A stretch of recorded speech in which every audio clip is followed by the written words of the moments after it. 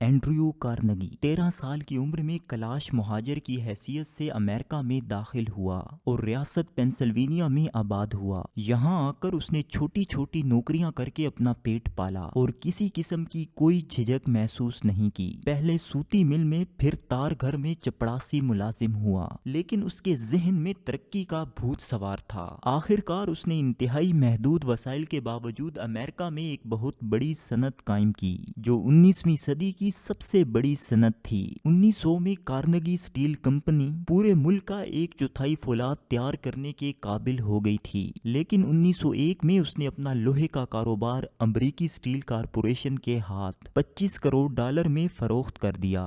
صرف 30 سال کی عمر میں اینڈریو کارنگی اسٹیل انڈسٹری کا بادشاہ بن چکا تھا اور اپنی زندگی میں وہ دنیا کا امیر ترین آدمی بن گیا تھا۔ اس کی وفات کے بعد اس کی وصیت کھولی گئی تو اس میں رقم تھا: میں بہت سی دولت جمع کرنا چاہتا ہوں اور پھر اسی دولت کی مدد سے انسانیت کا بھلا کروں گا۔ 13 مارچ 1901 کو کارنگی نے اپنی کاروبار سے ریٹائرمنٹ کا اعلان کر دیا اور کہا وہ اپنی باقی زندگی اپنی دولت بانٹنے میں صرف کر دے گا، جو اندازاً $300 ملین سے زائد تھی۔ اس نے $4 ملین کی خطیر رقم سے اپنی اسٹیل مل کے ریٹائرڈ ملازمین کے لیے فنڈ کے قیام کا اعلان کیا۔ $6 کروڑ مختلف اداروں، کتب خانوں اور تنظیموں کو دیے۔ کئی فنڈز اور کئی انسٹیٹیوٹ قائم کیے۔ اس نے رفاع عامہ کے لیے $35 کروڑ کا ترکہ چھوڑا۔ لیکن ان تمام کارناموں کے علاوہ بھی اینڈریو کارنگی کا ایک بہت بڑا کارنامہ ہے۔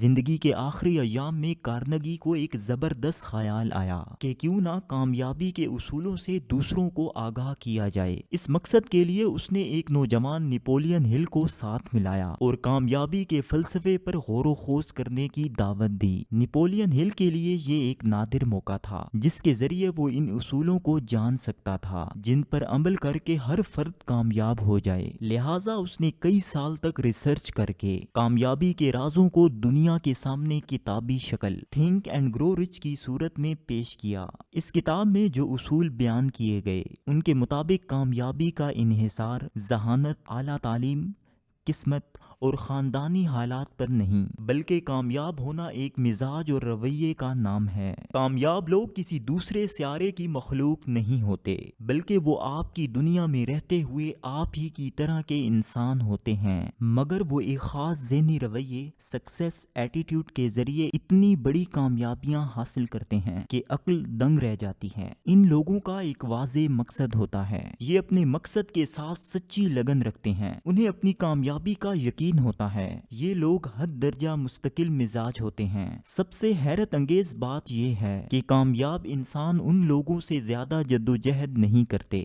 جو ناکام ہوتے ہیں۔ بعض لوگوں کے نزدیک یہ بات بڑی تعجب خیز ہے کہ اکثر وہ لوگ زندگی میں زیادہ کامیاب ہوتے ہیں جنہوں نے یا تو بالکل تعلیم حاصل نہیں کی یا اگر کی تو بہت کم۔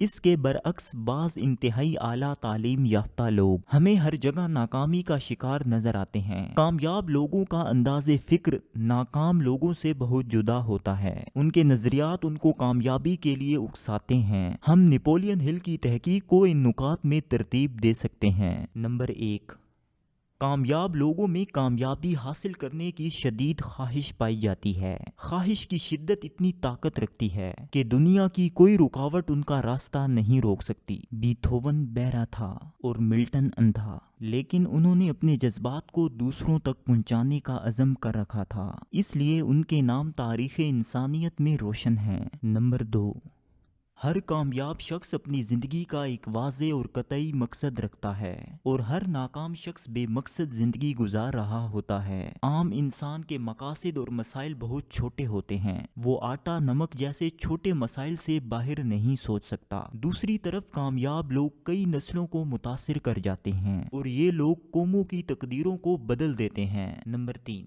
کیا آپ جانتے ہیں کہ کامیاب لوگ اتنی سخت محنت کیوں کرتے ہیں؟ یہ لوگ اتنے مسائل اور مشکلات کا سامنا کرتے ہوئے بھی نہیں گھبراتے اور اپنی صحت، زندگی، سکون اور آرام اپنی کامیابی پر نچھاور کر دیتے ہیں۔ آخر کیوں؟ اس کی وجہ یہ ہے کہ ان کو اس بات کا پختہ یقین ہوتا ہے کہ انہوں نے کامیاب ہو جانا ہے۔ ناکام لوگ یقین کی دولت سے محروم ہوتے ہیں۔ نمبر 4، کامیاب لوگوں کے راستے میں رکاوٹیں، مشکلات، مسائل اور پریشانیاں آتی ہیں، لیکن وہ اس بات کا یقین رکھتے ہیں کہ رات کے بعد روشن دن نے آنا ہے، اس لیے وہ جواں مردی سے ان کا سامنا کرتے ہیں اور کامیاب ہو جاتے ہیں۔ کامیابی اور ناکامی سے قطع نظر، ہر کامیاب انسان کو اپنے کام سے بہت محبت ہوتی ہے۔ نمبر 5، واشنگٹن کے سائنس میوزیم میں ہزاروں ایسی ادھوری ایجادات پڑی ہیں جن کے موجد اگر ثابت قدمی سے انہیں مکمل کرتے تو نہ صرف دنیا کو فائدہ پہنچتا بلکہ خود موجد بھی امر ہو جاتے۔ عدم استقلال آپ کی ترقی اور کامیابی میں سب سے بڑی رکاوٹ ہے۔ نمبر 6، کاروبار میں کامیابی حاصل کرنے والے لوگ کامیابی اور خوشحالی سے متعلق سوچتے رہتے ہیں۔ کامیابی کے تصورات اور خواب انہیں آگے بڑھنے پر اکساتے ہیں۔ ان کی تمام تر سوچ اور فکر اپنے مقصد سے متعلق ہوتی ہے۔ دوسرے الفاظ میں وہ مرکوز توجہ کے حامل ہوتے ہیں۔ کوئی بھی شخص بہت شعبوں میں بیک وقت کامیاب نہیں ہو سکتا، کیونکہ جب کوئی اپنے خیالات کو مختلف راستوں میں بانٹ دیتا ہے تو اس کی توجہ کی طاقت بھی تقسیم ہو جاتی ہے۔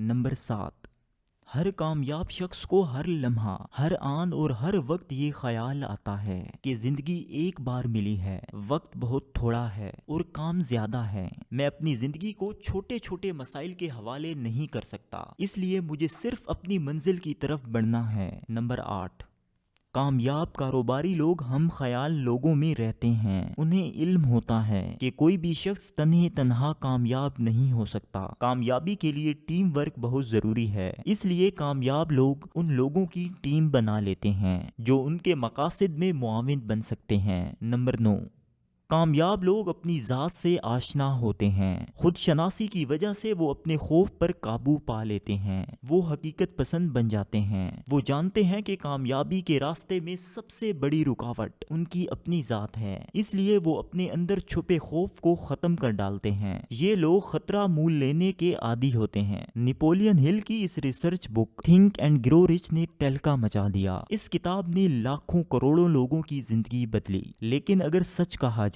تو اس پھل کا شکریہ اس مالی اینڈریو کارنگی کا ادا کرنا چاہیے جس نے نیپولین ہل کو ریسرچ پر اکسایا۔ ساتھ یہ بھی ایک لمحہ فکریہ ذہن نشین کر لینا چاہیے کہ ہمارے ملک میں بڑے بڑے سیٹھ، تاجر اور کامیاب بزنس مین غریب کی مدد کر کے اسے پکا مفلس اور بھکاری بنا دیتے ہیں۔ حالانکہ بہترین مدد یہ ہے کہ آپ کسی انسان کی مدد کرنے کی بجائے اسے دوسروں کی مدد کرنے کے قابل بنا دیں۔ ایک چینی کہاوت ہے، ہر روز کسی کو مچھلی دینے سے بہتر ہے اسے مچھلی پکڑنا سکھا دیا جائے۔